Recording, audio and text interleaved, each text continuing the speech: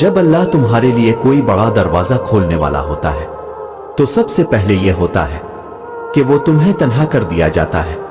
वो दोस्त, वो रिश्ते, वो ताल्लुकात सब आहिस्ता आहिस्ता दूर हो जाते हैं।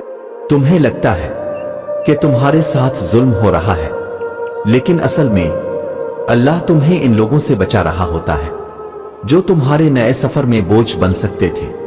तुम्हारा दिल बेचैन हो जाता है, हर चीज अच्छी होते हुए भी दिल उदास रहता है, बेसुकून सा महसूस होता है।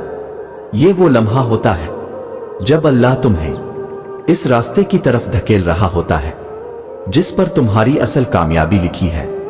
यानी वो बेचैनी रब की तरफ का इशारा है कि उठ, अब तेरा वक्त करीब है।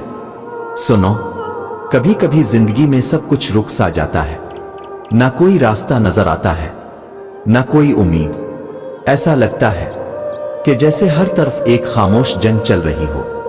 दिन में चेहरे पे मुस्कुराहट होती है, लेकिन दिल में एक सवाल, कब कब खत्म होगा ये सब। लेकिन तुम्हें पता है, कभी कभी अल्लाह तुम्हें देर से देता है ताकि तुम दुनिया से नहीं, इससे उम्मीद रखना सीखो।